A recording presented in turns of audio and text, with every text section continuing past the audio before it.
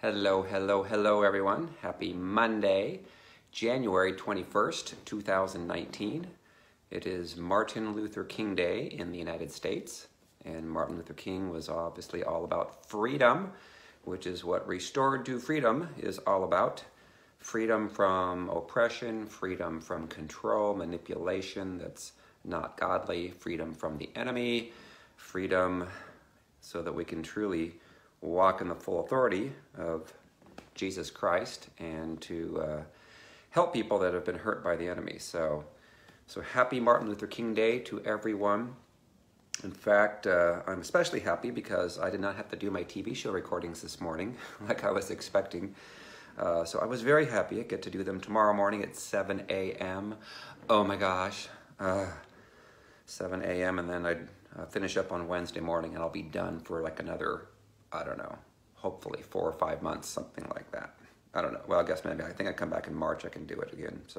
But then after that, I'm going to be going west for like a couple of months. So I'm looking forward to my Western tour again. So that will be fun and good.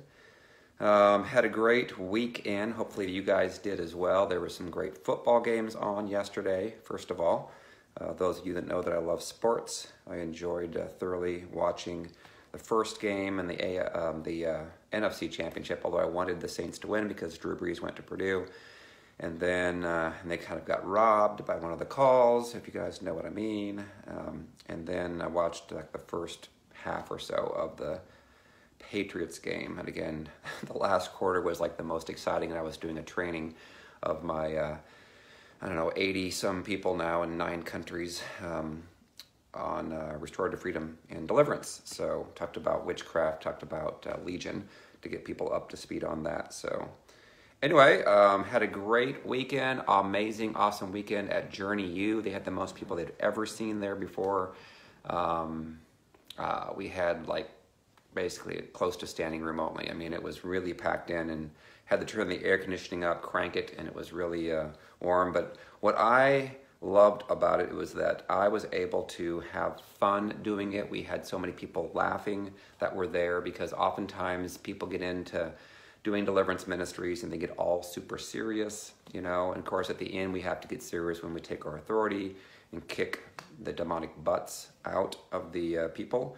And it was great. It was so fun, and everybody liked it. And in fact, they came back for more on Saturday. We had a lot of people came back for training, and looking forward to getting a bunch more people certified under Restored to Freedom so that they can get more people delivered. So it's growing like wildfire. It is fun to watch all this stuff happen. Only God can do this with a kid from a cornfield, I always say.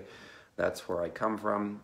I know my roots, and my roots go deep into the dirt like corn. And so anyways, had a great time. Lots of people's testimonies were coming forth. Even yesterday, people were sending me messages saying, oh my gosh, I could feel my spine moving when we were commanding the spine to be aligned perfectly, when we were commanding the Leviathan to leave people. They could feel it, they could feel lighter. A lot of people commented too after the witchcraft curses to break those off that they felt so much more peace and healing, and they could see some things like in the spirit realm. It was amazing. It was really cool. I'm glad the Lord has now added Legion and witchcraft to break off of people. Because again, I never would have thought that there'd be witches in the church that do this stuff, and I guess they do. And they're called white witches, Wicca. There's like 1.5 million of them in the United States, and they're not good. They hurt people. They try to curse people with sickness, diseases, and kill them if they can. They're being used by the enemy, and they're not good, and they're real. So anyway, great weekend. Yesterday I went to church at Victory Christian Church and got another divine connections there that happened. And it's awesome to watch this grow. And I'm so excited this weekend. I'm going to meet finally Lance Wallnow and Jeremiah Johnson. I've had so many people say, Nelson, you got to meet these people. They need to meet you. So the divine connections are continuing in Texas. I love it. I love it. I love it. I love it. Lance Wallnow. I know that he's like a former pastor, and now he's into a lot of political things, and divine connections. I love it when they happen, and I wasn't even planning to go there. It wasn't until, I don't know, a couple of weeks ago that I just happened to see and noticed that Jeremiah was putting on a prophetic conference up at Prayer Mountain, which I've been to Prayer Mountain. The first time I ever came to Texas, it's so ironic, when I was interviewed on this local TV station, when I didn't have, any money to even travel, but the Lord provided the last minute, that I went to Prayer Mountain. The Lord told me to go to some place that was special to pray and stuff, and that's where I went. And then I met a lady up there who was actually praying for books to give her more peace, and so I was able to give her my books. And then she actually went to a Messianic Jewish congregation named Bat Zion, and I was invited to come there. I thought it was called Bat Zion, so I didn't pronounce it the right way. But she ended up coming to the very same place that I was being invited to come to do ministry. So it was amazing. So I can't wait. So excited. So excited. So cool to see all this stuff, all these connections. Also, I'm going to say too, Darren Canning is coming Wednesday evening at Journey U, where I was just at. So I can't wait. I've not met him yet in person, so I'm looking forward to that as well. So he's very prophetic. He's out of where it's cold up in Canada and Ontario, like northeast of Toronto. So he's going to enjoy warmer temperatures. Supposed to be 70 degrees tomorrow here in Houston. So, all right. I've got my cold water here, and I am planning to do some prophetic words, or words from the Lord, I just call them, I guess, where I just get quiet and listen at the end of this, as long as we have time. I think we will, but that's my plan. All right. So the topic of today is pride. Pride is not good. Pride got Satan, Lucifer, kicked out of heaven. Pride can keep us from going to heaven. There's a lot of prideful people in the church that are not headed to heaven right now. They have to humble themselves, and it can be a process. Can be a painful process. You may have to lose everything that you have. You may have to give blood, give plasma to make money, like I had to do. The Lord took away the pride that I had, and I needed to do that. I didn't want to admit, nobody wants to admit they have pride, but I'm going to actually go through some characteristics describing if you have pride. So it's really, really good because the Holy Spirit is going to show you if this is you or not. And we have to be honest and open. If we're not, then I can't get anyone delivered, neither can Jesus. Jesus can't override a person's free will. He couldn't override those that were the evil Pharisees. Not saying that all the Pharisees were, but there were some very evil ones that wanted to kill Jesus, and they did. So they had pride, a lot of pride in their hearts. He knew their hearts and their minds were wicked and evil. So if our hearts are similar to that, then we need to change. We need to ask the Lord to humble us. How many of us pray that prayer? Lord, humble me. Do whatever it takes to humble the pride right out of me. So I'm going to talk about pride blocking our deliverances, our healings, and our salvation today. So I'm going to refer to this. This is out of the Greek mythology. A lot of us know about Narcissus. Again, that's like the extreme level of pride. So I'm going to go there, even though obviously it's mythology and it's Greek. So anyway, it says in Greek mythology, Narcissus was a hunter from Thespia or Pia in Boeotia, who was known for his beauty. According to Tzezes, Tzezes, he was a Laconian hunter who loved everything beautiful. Narcissus was proud. There you go. Proud. Narcissus was proud in that he disdained those who loved him, causing some to commit suicide to prove their unrelenting devotion to his striking beauty. Ew. I didn't know that about Narcissus. I always remember the picture of him looking into the water and I think he fell into it or something because he couldn't stop staring or gazing something. It says Narcissus is the origin of the term narcissism, a fixation with oneself and one's physical appearance or public perception. So we see a lot of people that struggle with pride who want to appear to the public that they're all great. You know, again, we've talked about this with Jezebel. Jezebel is an extreme, narcissism is like an extreme level Jezebel spirit. Jezebel, Leviathan. Leviathan causes that pride in a person's life. So, and they're not fun to be around, but they can be like the life of the party when they're at church. Everybody can gravitate to them. They act all sweet and nice, but they're acting. They're actors. They're not really that way when they're married to somebody. You know, they are controlling, manipulative, jealous, prideful, of course, evil, not good. It's the demonic spirits within them, speaking to them in their heads, causing them to behave that way. Again, we have to separate the people from the demons. We can't hate the people, because if we do that, we take an offense, and then the enemy can use that against us to give us sickness and disease in our bodies. So that's why it's so hard when you are in a relationship with someone that is prideful. You know, I know it firsthand. You know, again, I say that I was too prideful, more prideful than I should have been with my first wife. My second wife, I got delivered from all this stuff, and then I had to go through something else that was not fun. Anyway, narcissistic personality disorder is a personality disorder with a long-term pattern of abnormal behavior characterized by exaggerated feelings of self-importance, excessive need for admiration, and a lack of empathy. Those affected often spend much time thinking about achieving power or success, or on their appearance. They often take advantage of the people around them. The behavior typically begins by early adulthood and occurs across a variety of social situations. Again, it doesn't talk about how you get it. You get it from father wounds, mother wounds, you know, sexual violations, you know, trauma when you're growing up that hurts you, and then you start to hear the demonic voices. Again, it doesn't talk about that either, because that was from a psychologist's point of view. So, Matthew 7:21-23, not everyone who says to me, Lord, Lord, shall enter the kingdom of heaven, but he who does the will of my Father in heaven. Many will say to me in that day, Lord, Lord, have we not prophesied in your name, cast out demons in your name, and done many wonders in your name? And then I will declare to them, I never knew you. Depart from me, you who practice lawlessness, which is sin.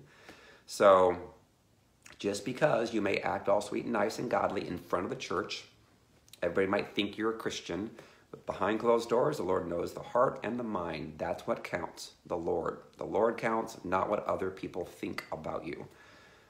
And good or bad. You know, again, I see a lot of people that have pride, Jezebel, Leviathan, that disparage their spouse in front of the church to turn people away from them, thinking that they are the bad one, when they're actually the victims of those that have pride, Jezebel, Leviathan spirits. So it's sad for those that are the victims, because they get victimized all over again by a spouse that's operating in those spirits.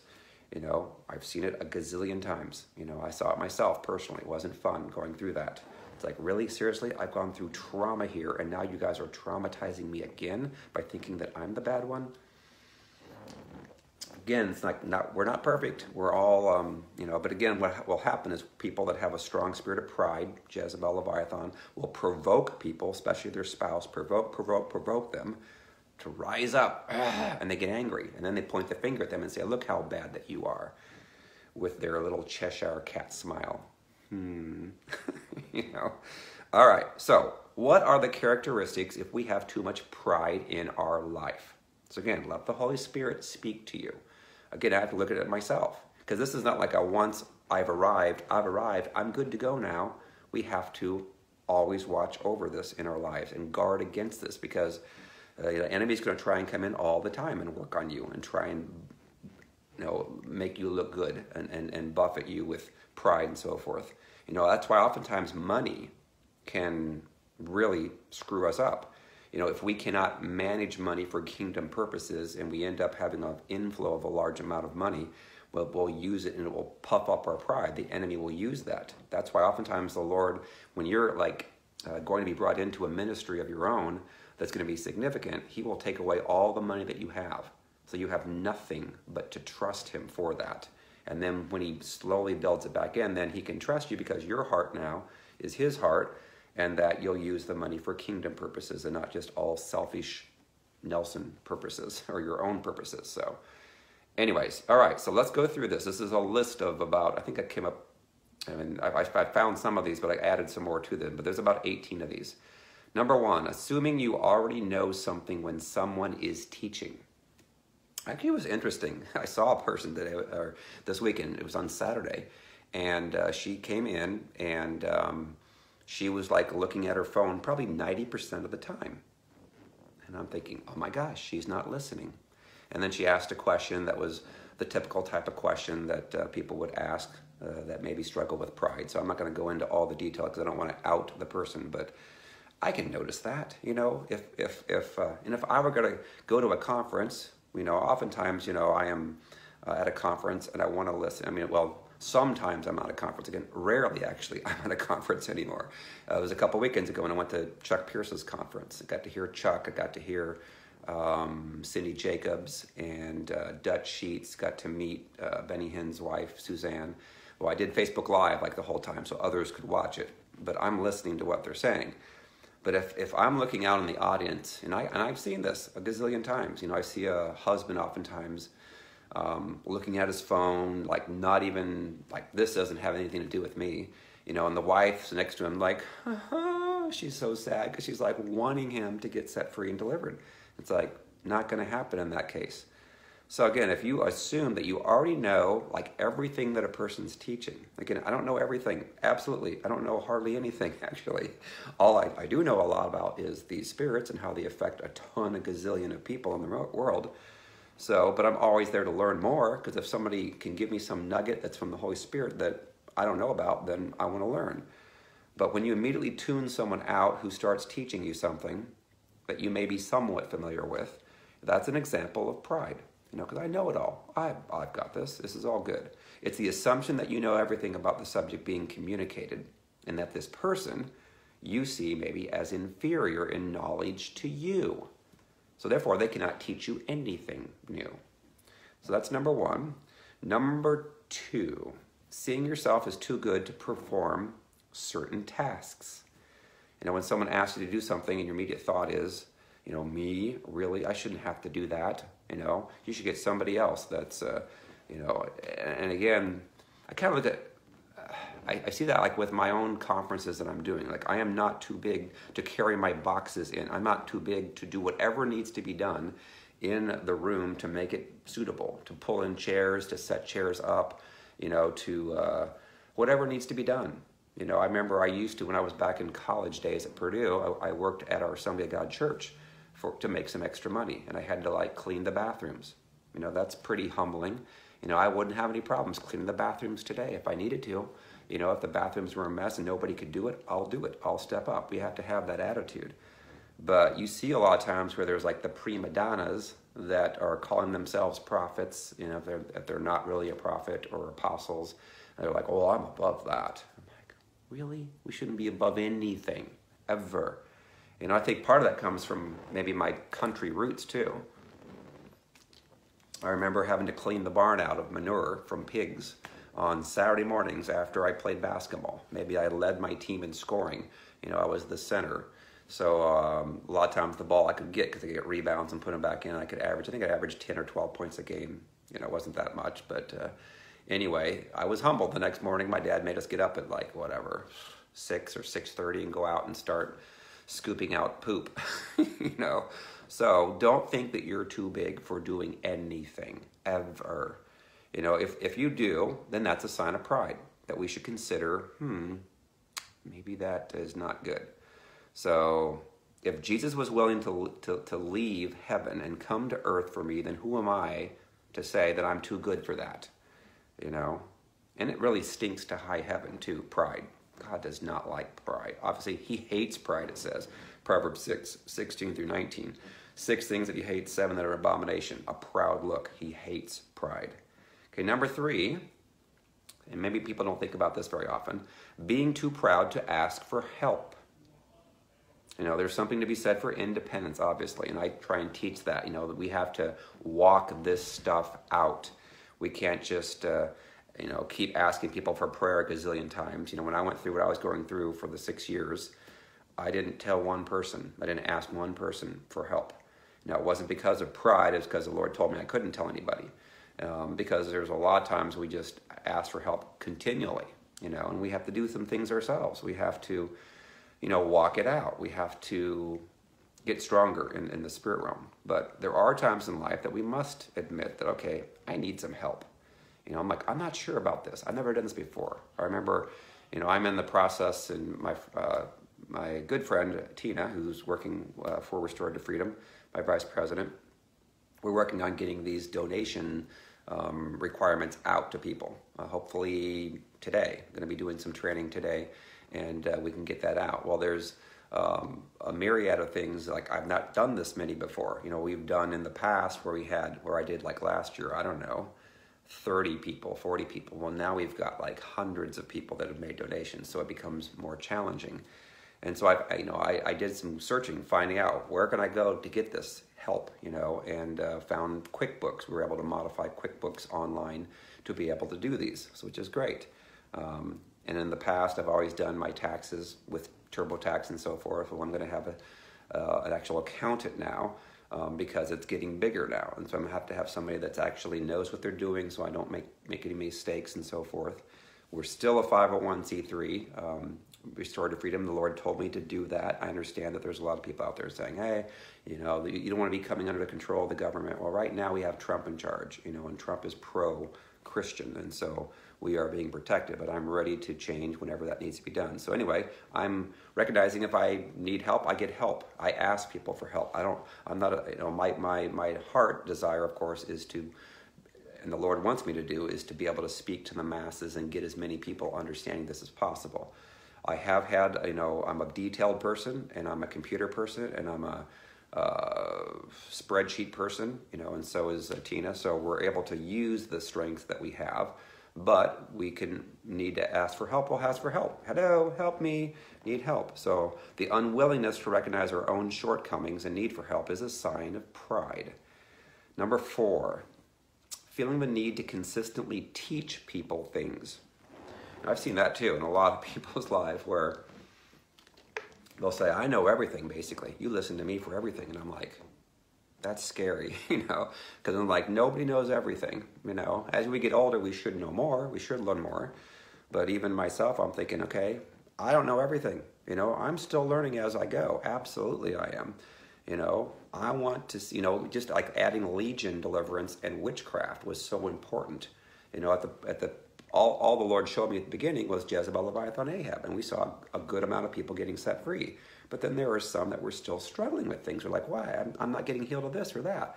What's going on? And I'm like, I don't know. When you learn about witchcraft, if you have a person that's cursing you, then they can, you know, until we learn what to do to combat that, to take our authority and to not curse them back. You know, oftentimes if you know someone that's cursing you, you want to curse them right back.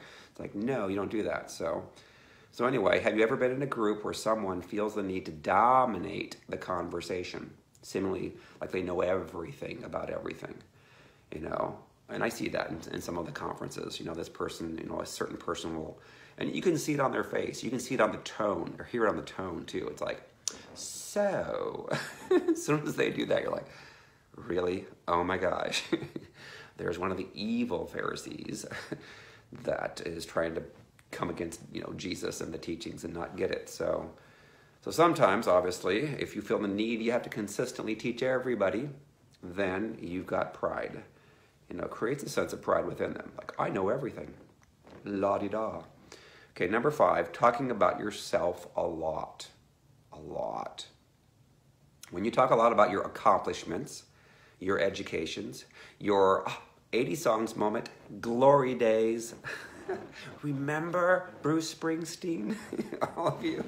You know I like to always bring in the 80s songs. There's a lot of things to actually learn from those, some of the titles, some of the words, from really a lot of different songs. Again, not the ones that were demonic and evil and everything, but a lot of times people like live in the past, in the glory days, that, oh, I used to be a queen, I used to be a king, I used to be the most likely to succeed. I scored more points this one game than anybody did that game, you know. So if we're always trying to bring up things we've done in the past, the glory days, our education, you know, I have a master's degree, I have a doctorate degree, you know, I'm thinking, well, I have a kid from a cornfield degree, you know, learning things by God and teaching me. You know, think about Moses, you know, yeah, well, Moses, you know, he was educated very highly amongst the Egyptians, but then Where did he start doing the ministry? When he got away from all that for 40 years and in front of God, then the anointing came on. That's what I love about the people in the ministry. Oftentimes, you guys don't have any, degrees, with Bible college degrees, whatever. It's because the Lord has given you the wisdom supernaturally because of the experiences you've gone through. And the Lord ends up anointing that. So anyway, if you talk a lot about your accomplishments, your education, your title, title. How many people love their titles? If you love your title, that's not good. Again, my title's Kid from a Cornfield, and I wear it humbly. So anyways, and again, I know some people, they are an apostle. They are clearly that. They are clearly a prophet. But we have to be so careful, because if you want people, I am the esteemed prophet of the house. I am the apostle, blah, blah, blah, harumph, harumph, harumph. Well, then that's not good. That's pride. Your position, your financial status. Again, the Lord humbled me from the financial status real quick. I remember I had like $500,000 saved up. Then that became, I can buy anything. Where do you want to go, honey? For a vacation, And when the Lord's like, I'm going to take it all away, because I told him I wanted peace. Again, some of the most prideful people, they don't have any peace. Not at all. It's like, Lord, take it all away. Why don't you pray that prayer? I remember I told God, I wanted peace. And the Lord's like, I'll give you peace. I'll take it all away. And he did. And I'm thinking, there's no way he's going to take this away. I don't waste my money. I don't spend it on hardly anything. And so he did. He said, I'm going to take it all away. I'm going to change your hearts. You'll have my heart. And then you'll be able to eventually have it come back way greater than it was before. But it will be used for kingdom purposes, not just Nelson Schuman purposes. So again, financial statuses. That's why it's really hard for a rich man to get into heaven. It says that in the Bible, obviously, because they don't. What do they need God for? They got their money. But you see a lot of the rich people, and I've talked to some of these very wealthy, like billionaire people, and they're like, you know what? I don't have peace, and it's never enough. And they've said, we need more. We need more. I'm like, really? I'm like, what? What are you going to do then? Well, I'm going to give it on down to my kids. I'm like, oh, then your kids are going to end up not being close to the Lord either then, because they'll trust in their money, and then they'll end up getting hurt by it. So anyway, talking about ourselves, the Bible says, be quick to listen and slow to speak. James 1:19. 19. I love that number. When we talk about ourselves a lot, it reveals that we have not yet learned how to come up out of ourselves and focus on the interests of others. That's, I think it's Philemon. Might be Philippians. No, it's Philemon 2:3. All right. Next one. Thinking you are better than others who are different than you or less fortunate. This one is subtle because a person can appear to be humble and caring on the outside, but their minds are secretly thinking that they are better than other people who maybe have different backgrounds, cultures, experiences. That's, again, about racism. That speaks right to that right there. I know when I was growing up, I was around a primarily white area, and we ended up having occasionally people that were African American that would come to the school, and I would want to be friends with them because I'm thinking, this is awesome, because I don't know anyone like this. And then I worked with one at Kroger in Columbia City. His name was Barry, and he was funny. He was awesome. He could do the moonwalk really well. I kind of learned how to do the moonwalk from him. He was great, I really liked him because I was like, Matt, there's not, and I wanted to get his perspective on life too. What is it like for you, So, and then went to Fort Wayne, got to see more diversity, and now, I went to Purdue University, and now I've been all over the United States, of course, and been all kinds of different backgrounds and cultures. And so I love to learn, experiences from that. But you never got to be thinking, well, I'm better than you.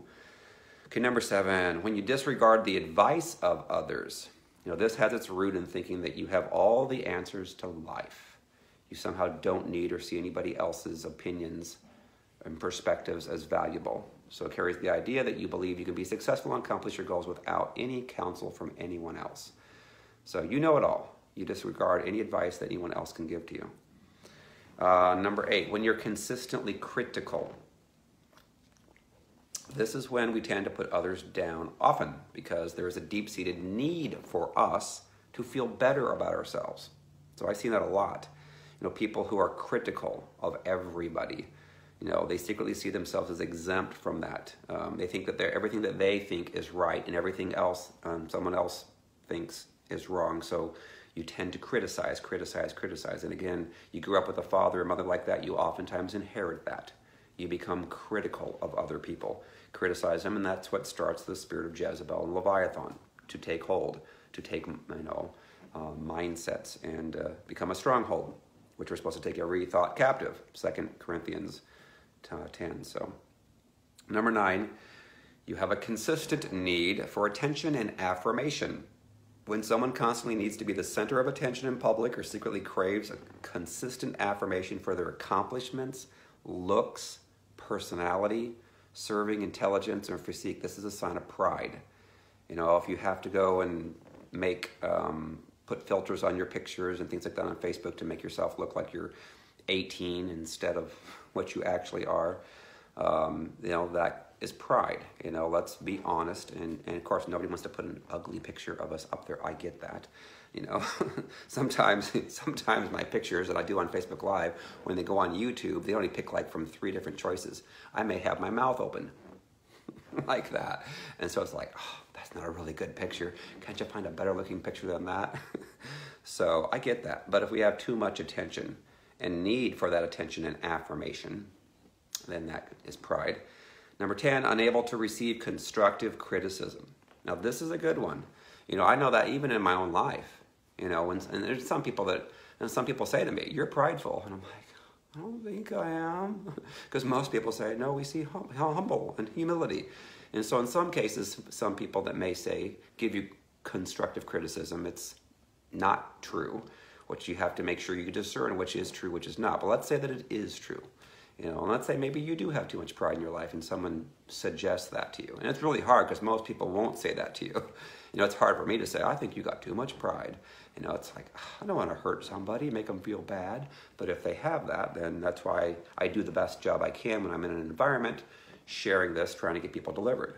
But what I try and say, if I'm going to help someone and speak into someone's life, I'll say, let me give you, in fact, my boss used to say this, let me give you a coaching tip. A coaching tip is much better than saying, let me give you some advice. Most people won't receive that.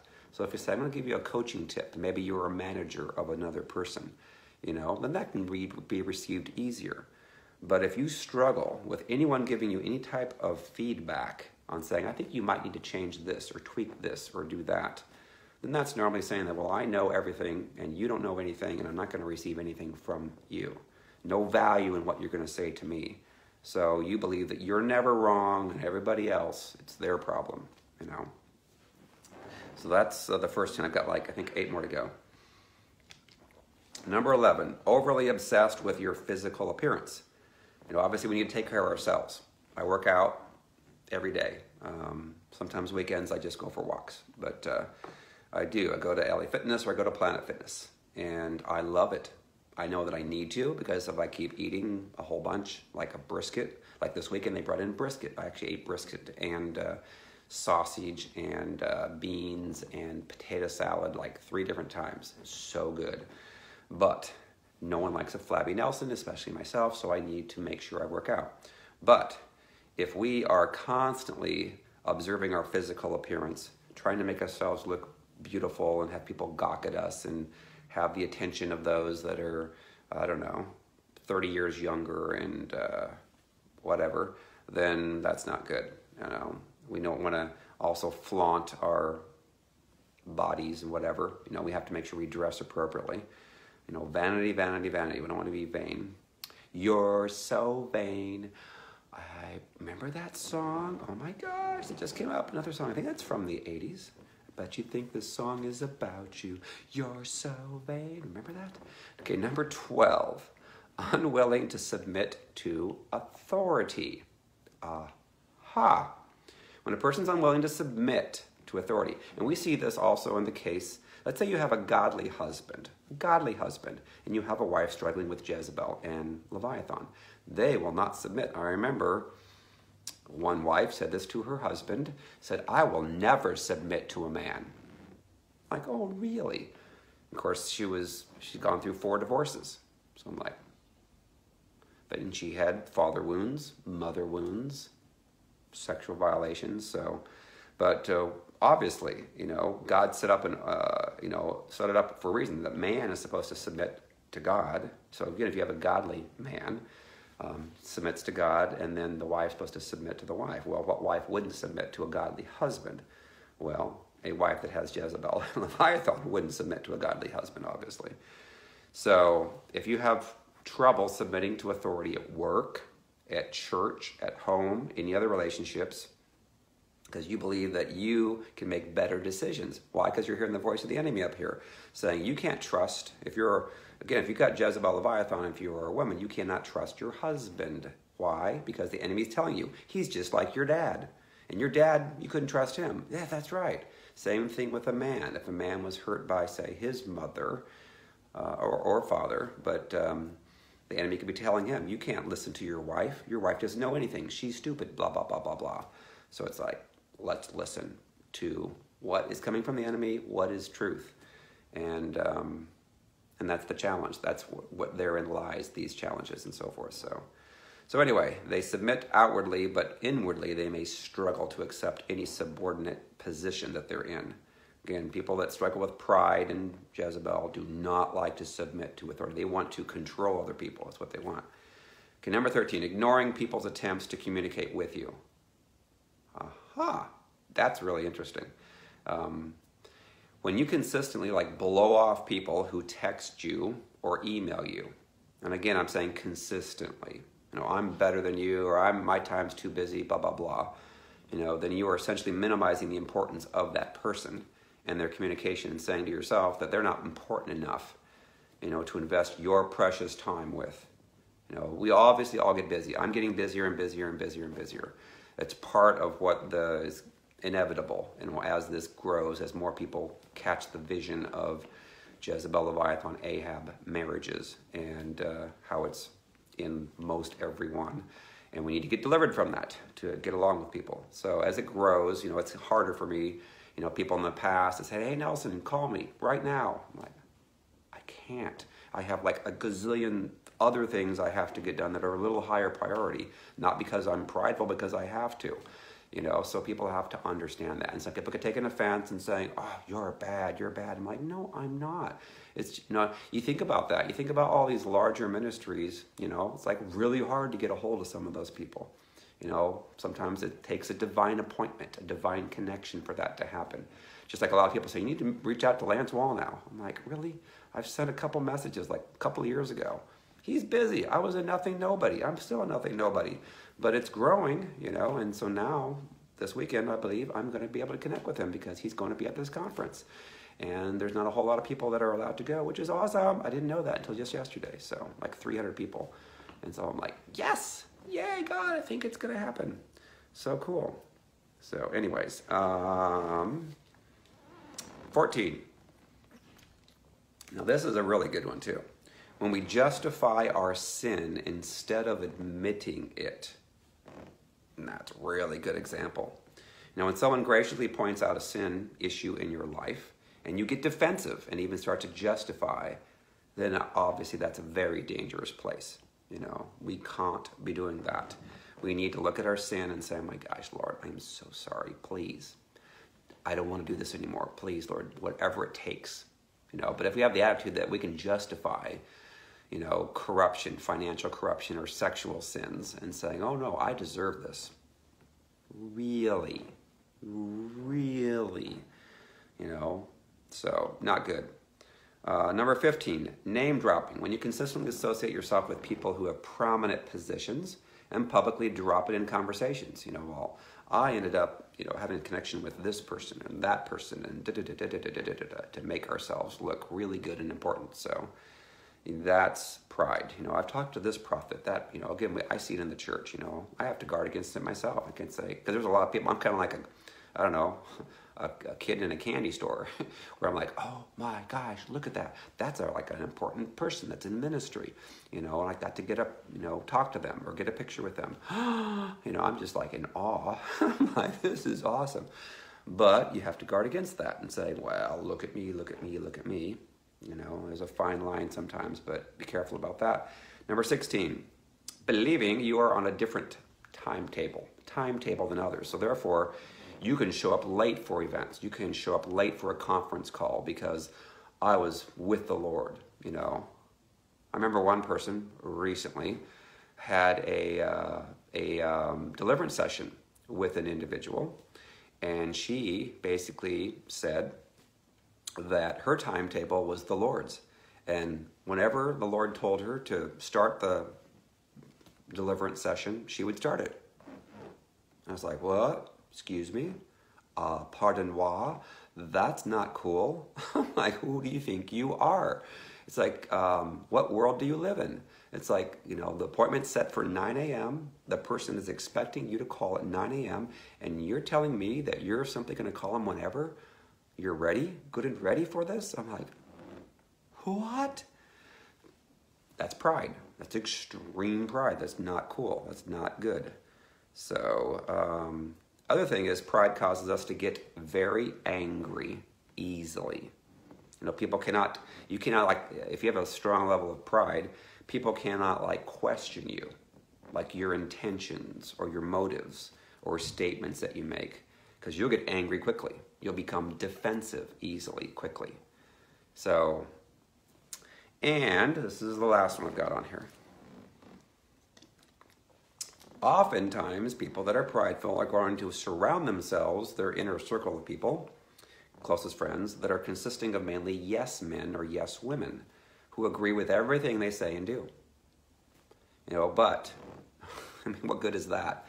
You know, obviously, if a person is hearing from the Lord accurately, you know, then obviously they're going to want to surround themselves with people that are like-minded, like in spirit. I get that, understand that. But if someone's seeing something in your life and they can't call it out and saying, you know, in a loving way, then you may need to adjust yourself with pride. You'll also notice as you get older that the people in your inner circle, when they agree with everything, they'll become less and less of them, because after a while they'll be like, really, you're so full of yourself, you know, and they're like, I am out of here. So as the person gets older, oftentimes they're just like, they don't have real relationships with people because the people are like sick of it. They're like, man, I'm gonna go find somebody that's humble, you know, that has humility. It's not fun being obviously married to someone that has pride, and then they'd never see the huge plank in their own eye. You know, they see the speck in everybody else's, and it's just like, really? I don't want to be around that person. All right, so Job 41, 33 through 34 talks about Leviathan. I mean, Job 41, the whole thing, talks about Leviathan spirit. And it says, on earth there is nothing like him, which is made without fear. He beholds every high thing, which is every prideful thing. He is king over all the children of pride. So that's the root of the issue of pride, is Leviathan. You know, Isaiah 27:1 also talks about Leviathan. So again, we focus on that with restored to freedom. If people want to get delivered from this, what can stop them from getting delivered is pride and Leviathan. You know, what can stop them from getting healed? You know, you think about that. If you're a prideful person, you know, why would God say, oh, I'll heal you so you can keep your pride? No, pride will keep you out of heaven, because the Lord knows your heart and your mind. So oftentimes, you're going to have a lot of struggles as you get a little bit older in life, because the Lord's trying to work on you to humble yourself. And it may become a public thing that you don't want to have to come to. So Proverbs 6, 16 through 19. These 6 things the Lord hates, yes, 7 are an abomination to him. A proud look. He hates that. Hates it. And then the rest of it's all Jezebel, a lying tongue, hands that shed innocent blood, a heart that devises wicked plans, feet that are swift in running to evil, a false witness who speaks lies, and one who sows discord among brethren. So that's Jezebel and Leviathan. The Lord hates pride. Pride means you don't need God. You know, again, Lucifer became Satan, got kicked out because of the pride. And a third of the angels became demons. And then they whisper to people in their heads to cause them to be prideful. James 4:6, but he gives more grace. But therefore, he says, God resists the proud, but gives grace to the humble. So he's going to come against us when we're prideful, you know. James 4:10, humble yourselves in the sight of the Lord, and he will lift you up. You know, I'm starting to see that now in my own ministry, where, You know, he is now connecting divine connections and so forth. And the donations from people, again, I don't ask for money because I don't know, I just felt awkward. I don't ever feel, I hate that. You know, when people do that, actually, I think people don't like that either. I think that's why people like to come to the Facebook Lives that I'm doing too. It seems like it is because they're like, you don't ask for money all the time. I'm like, I don't want to ever ask for it. And I don't need to really, because the Lord's speaking to people and their lives are being changed and they want to sow into the ministry. That's how it should work. You know, if I had a person's ministry that I was being fed by and I was learning and my life was changing, I was getting better now, or my spouse was getting better, or my kids are getting better, then I'm going to sow into that ministry.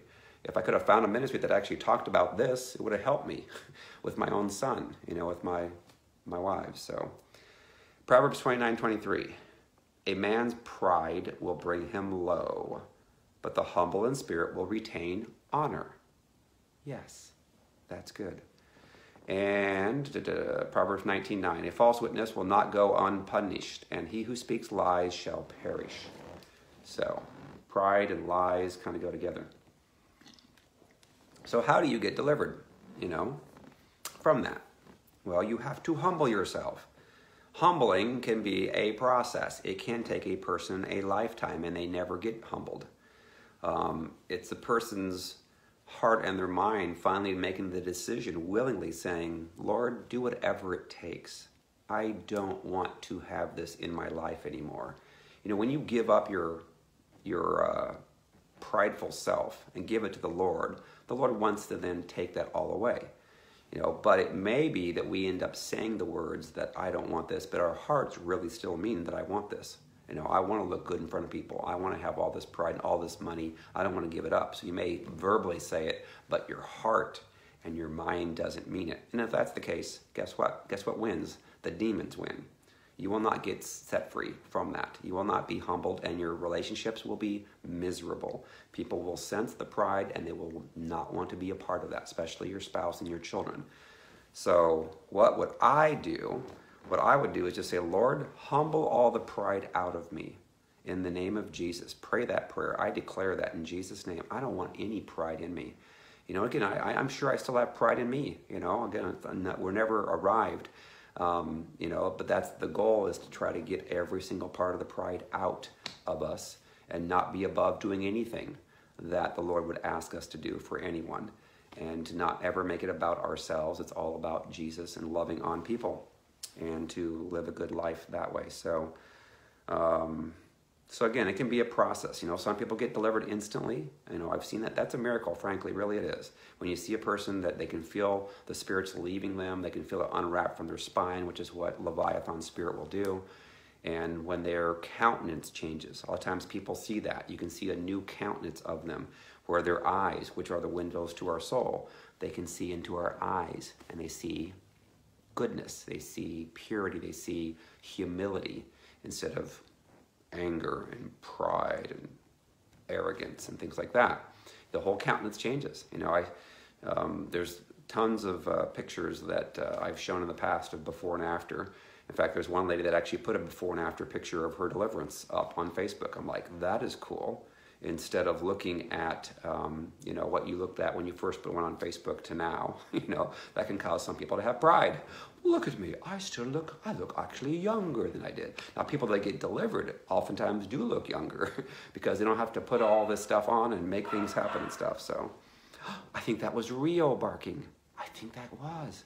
I have a couple of doggies here at the house, so I love dogs. In fact, they come up to my lap and they like to lay on my lap, and I get to pet them, and then they want my food all the time. These dogs like blueberries and human food, eggs and stuff. So anyways, and I'll let you guys know, tomorrow I'm going to be interviewing Cindy Range. I'm staying with Cindy and Jerry, her husband. I'm going to be interviewing Cindy tomorrow at 11:30 Central, 12:30 Eastern. So she's going to give a little bit of her testimony and talk about deliverance and what it's meant in her life, and how many other people that she's been able to speak into and help get delivered. So you can watch that tomorrow. This weekend, again, going to see Jeremiah Johnson, Lance Wallnow in Dallas. Excited about that. Thursday, Friday, Saturday. Then I'll be heading to probably San Antonio for a little while, then back to Houston. February 3rd, I'll be speaking at Cool Ministries. Cool has ministries, has a prison ministry group, church. I'm looking to donate about 65 or 70 of my Restored to Freedom books to them so they can get them into the prisons. You know, my brother works at a jail. He said that I need more books here, Nelson. You know, your books are always checked out. They never come back. People are reading them. So I'm like, okay, I'll give you more. So I donated more books to the local jails in Indiana. So February 9th and 10th, we'll be at Fountain Gate Church in Merkel, Texas, which is west of Abilene, which is west of Dallas. So, and then February 15th and 16th, I'll be in Lubbock, Texas. So, amazing, great stuff is happening. All right, so I got about 10 minutes left that I can do some words for people. So, I will do that. I love doing words because I'm getting a lot of great feedback. There's one woman, I'm not going to say her name, but the Lord had showed me that she was going to start to write books. She needed to write a book. Like she hadn't been writing books for a while, never, ever, and that she needed to start. And then I guess there was something else about humor, I think it was. And she actually wrote me over the weekend and said, my gosh, Nelson, I was just thinking about writing the book like a week before that, and now I am writing it. I'm like, yay! And she confirmed the things about the humor and stuff, so. Alrighty, let me see here. Becky Todzia. Okay, I don't know you, Becky. I don't know if I've ever seen you on here. Maybe you've been on here before. So I'm going to get a word for you, Becky Todzia.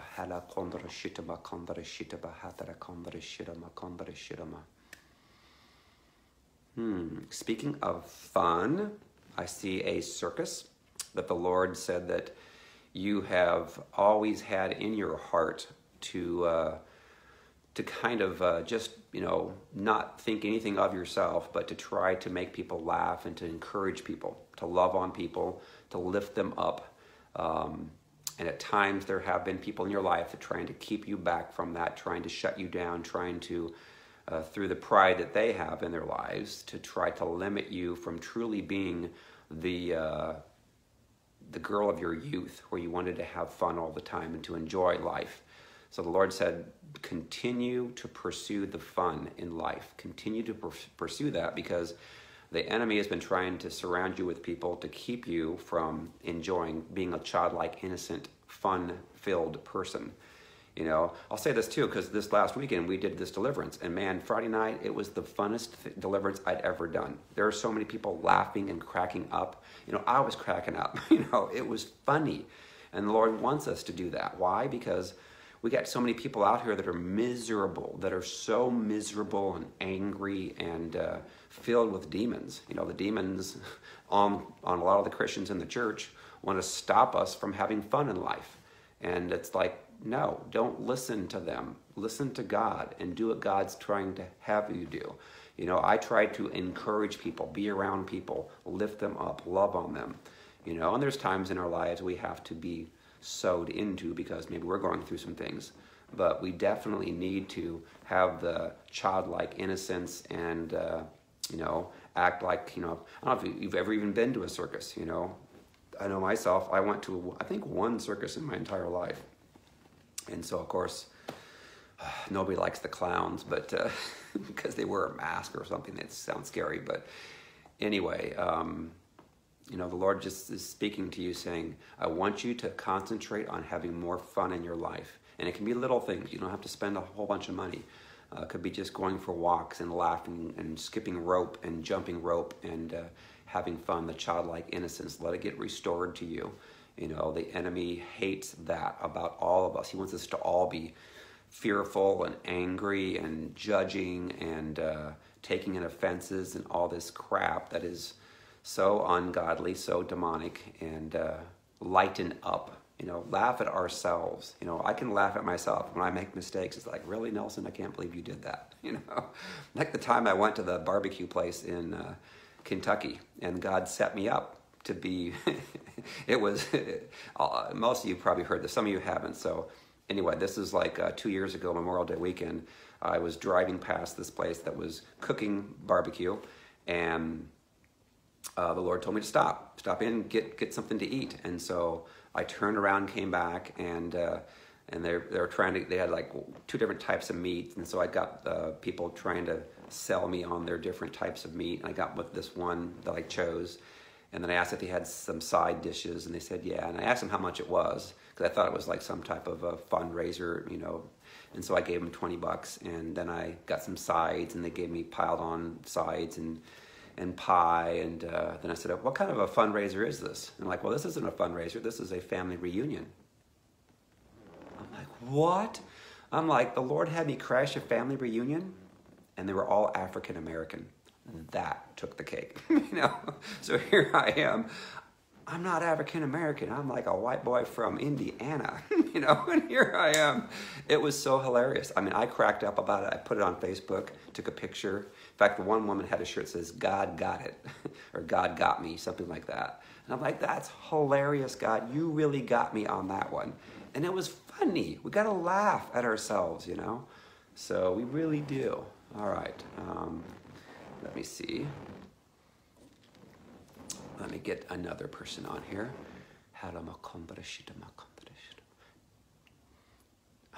Tamara Todd. I'm not sure if I've given you one before or not. I don't think I have. So Tamara Todd. Let me see what the Lord says. Or what I see.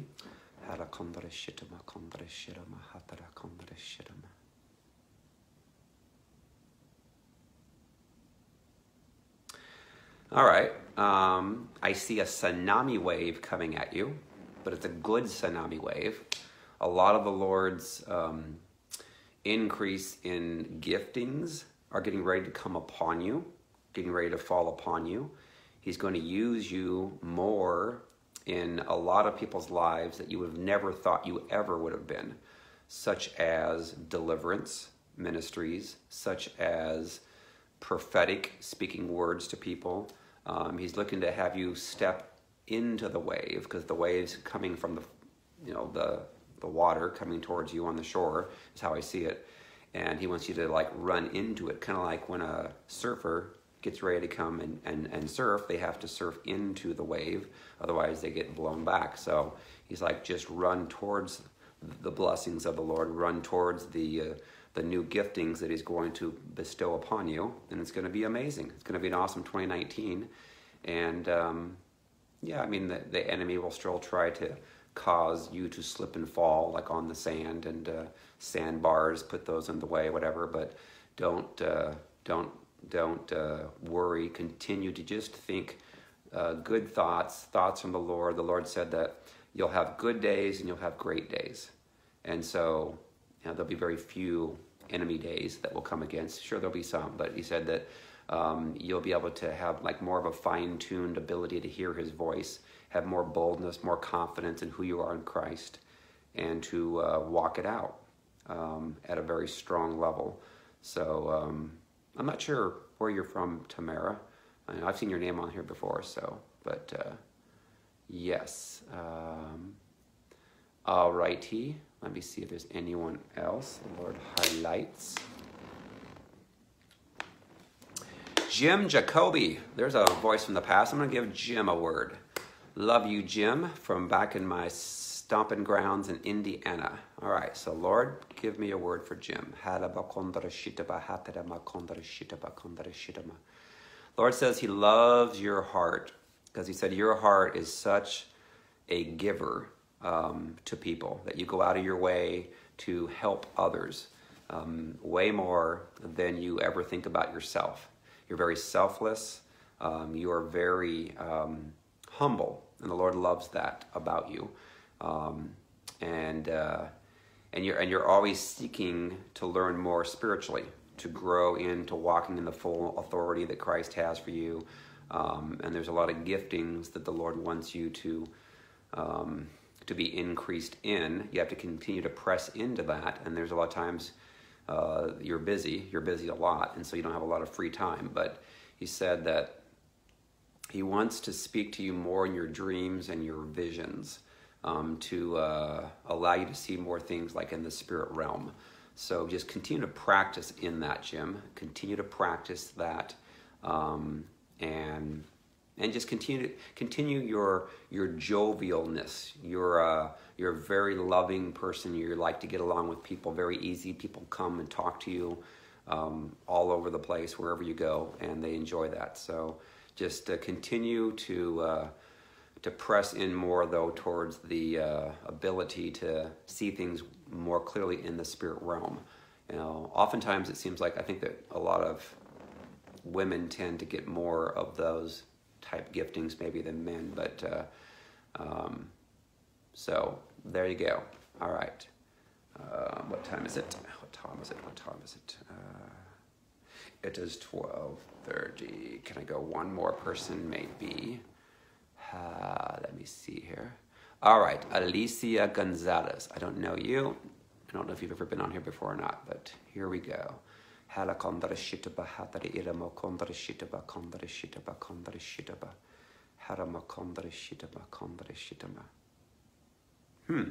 Interesting. I'm hearing the word rice-a-roni, which is weird. I haven't eaten that since I was a kid.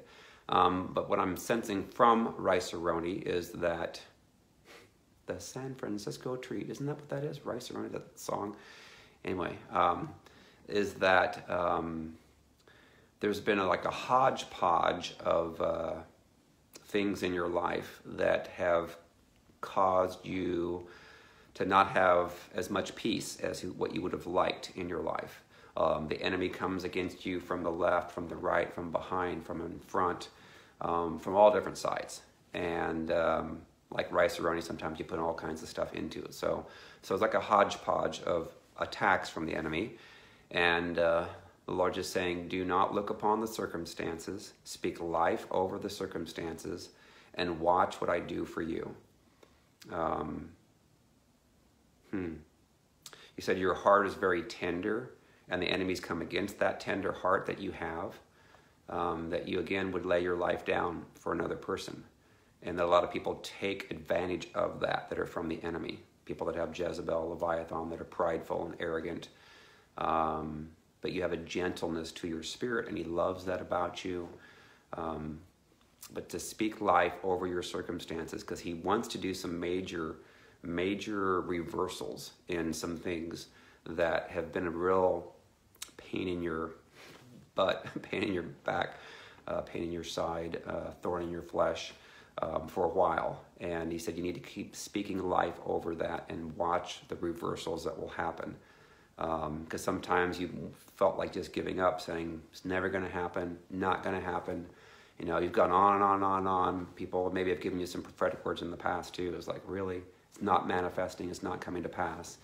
But this is to give you exact more clarity and hope that yes, it is coming, and it will be fulfilled in the year 2019. 19 is a good number as well for you. I know 19 is kind of my number too. So anyways, yes, you like the lion painting in the background. Yeah, you can only see the bottom part of the lion. Let me show. There you go. The Lion of Judah. Alrighty, I'm gonna let you guys go, let you guys fly. Have a great day. Don't be too prideful.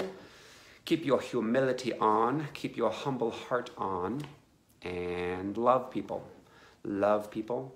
Again, the hardest people to love are those that get hurt the worst. And that's what the ministry is about, getting them delivered so that they can have fun and enjoy life and be a childlike, innocent person again. So, alrighty, again, tomorrow, Cindy Range from Houston will be my guest on Restored to Freedom. Alrighty, I love you guys. See you. Hugs. Bye-bye.